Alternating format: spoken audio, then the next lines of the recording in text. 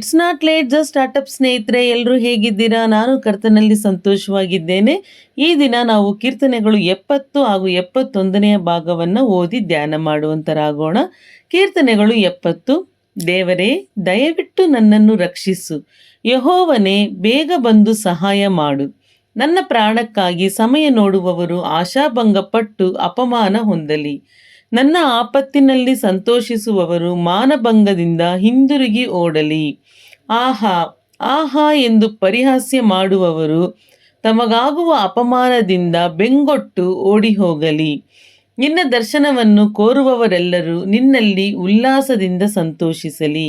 ನಿನ್ನ ಜಯದಲ್ಲಿ ಆನಂದಿಸುವವರು ದೇವರಿಗೆ ಸ್ತೋತ್ರವೆಂದು ಯಾವಾಗಲೂ ಅನ್ನುವವರಾಗಲಿ. ನಾನಾದರೋ ಕುಗ್ಗಿದವನೂ ದಿಕ್ಕಿಲ್ಲದವನೂ ಆಗಿದ್ದೇನೆ. ದೇವರೇ, ಶೀಘ್ರವಾಗಿ ಬಾ. ಯೆಹೋವನೇ, ನೀನೇ ನನಗೆ ಸಹಾಯಕನೂ ರಕ್ಷಕನೂ ಆಗಿದ್ದಿ. ತಡ ಮಾಡಬೇಡ. ಕೀರ್ತನೆಗಳು 71. ಯೆಹೋವನೇ, ನಿನ್ನ ಮೊರೆ ಹೊಕ್ಕಿದ್ದೇನೆ. ಎಂದಿಗೂ ಆಶಾಭಂಗ ಪಡಿಸಬೇಡ. ನೀತಿ ಸ್ಥಾಪಕನಾದ ನೀನು ನನ್ನನ್ನು ಬಿಡಿಸಿ ಪಾರು ಮಾಡು. ನನ್ನ ಪ್ರಾರ್ಥನೆಗೆ ಕಿವಿಗೊಟ್ಟು ಉದ್ಧರಿಸು. ನಾನು ಯಾವಾಗಲೂ ಮೊರೆ ಹೋಗುವ ಆಶ್ರಯಗಿರಿಯಾಗಿರು. ನನ್ನ ರಕ್ಷಣೆಗೋಸ್ಕರ ಆಜ್ಞಾಪಿಸಿದ್ದೀಯಲ್ಲವೇ? ನೀನೇ ನನ್ನ ಬಂಡೆಯೂ ಕೋಟೆಯೂ ಆಗಿದ್ದೀಯಲ್ಲ. ದೇವರೇ, ನನ್ನನ್ನು ದುಷ್ಟನ ಕೈಯಿಂದಲೂ ಅನ್ಯಾಯ ಬಲಾತ್ಕಾರಿಯ ವಶದಿಂದಲೂ ತಪ್ಪಿಸು. ಕರ್ತನಾದ ಯೆಹೋವನೇ, ಬಾಲ್ಯಾರಭ್ಯ ನನ್ನ ನಿರೀಕ್ಷೆಯೂ ಭರವಸೆಯೂ ನೀನಲ್ಲವೋ? ನಾನು ಹುಟ್ಟಿದಂದಿನಿಂದ ನಿನ್ನನ್ನೇ ಆತುಕೊಂಡಿದ್ದೇನೆ. ತಾಯಿ ಹೆತ್ತಂದಿನಿಂದ ನನ್ನ ಉದ್ಧಾರಕನು ನೀನೇ. ನಾನು ಯಾವಾಗಲೂ ಹಿಗ್ಗುತ್ತಿರುವುದು ನಿನ್ನಲ್ಲಿಯೇ. ಅನೇಕರು ನನ್ನ ದುಸ್ಥಿತಿಗೆ ಬೆರಗಾಗುತ್ತಾರೆ, ಆದರೂ ನೀನು ನನಗೆ ಬಲವಾದ ಆಶ್ರಯ ಸ್ಥಾನವಾಗಿರುತ್ತಿ. ನನ್ನ ಬಾಯಿಯಲ್ಲಿ ನಿನ್ನ ಸ್ತೋತ್ರವಲ್ಲದೆ ಮತ್ತೊಂದಿಲ್ಲ. ದಿನವೆಲ್ಲ ನಿನ್ನ ಘನತೆಯನ್ನು ವರ್ಣಿಸುತ್ತಿರುವೆನು. ವೃದ್ಧಾಪ್ಯದಲ್ಲಿ ನನ್ನನ್ನು ಧಿಕ್ಕರಿಸಬೇಡ. ನನ್ನ ಬಲವು ಕುಂದಿದಾಗ ಕೈ ಬಿಡಬೇಡ.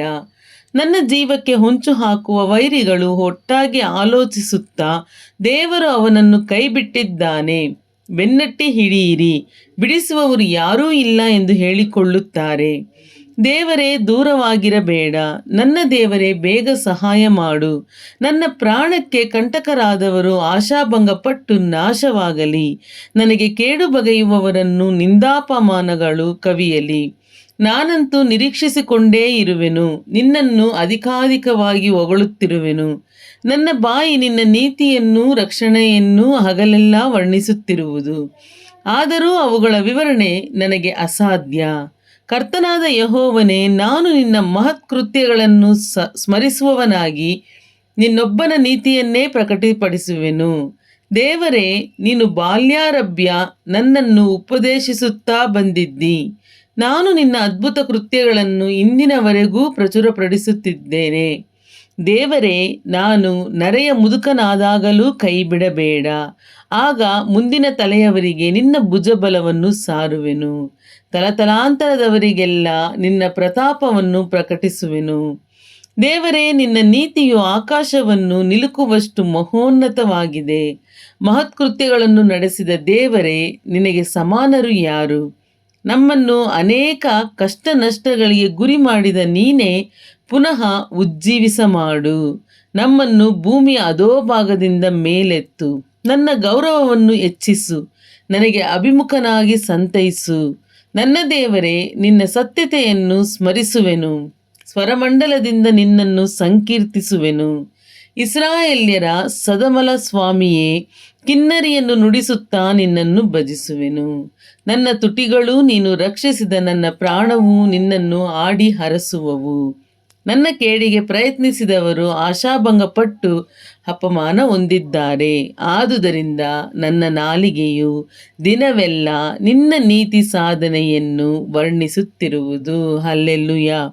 ದೇವರ ಪರಿಶುದ್ಧ ನಾಮಕ್ಕೆ ಸ್ತೋತ್ರವಾಗಲಿ. ಈಗ ನಾವು ಕೇಳಿದಂಥ 2 ಭಾಗಗಳು ನಿಮಗೆ ಆಶೀರ್ವಾದಕರವಾಗಿತ್ತು ಅಂತ ಹೇಳಿ ನಾನು ವಿಶ್ವಾಸಿಸ್ತೇನೆ. ನೀವೇನಾದರೂ ನಮ್ಮ ಚಾನಲ್ನ ಮೊಟ್ಟ ಮೊದಲ ಬಾರಿಗೆ ನೋಡ್ತಾ ಇದ್ದರೆ ದಯವಿಟ್ಟು ಸಬ್ಸ್ಕ್ರೈಬ್ ಮಾಡ್ಕೊಳ್ಳಿ. ನೋಟಿಫಿಕೇಷನ್ ಬಟನ್ ಕ್ಲಿಕ್ ಮಾಡಿ.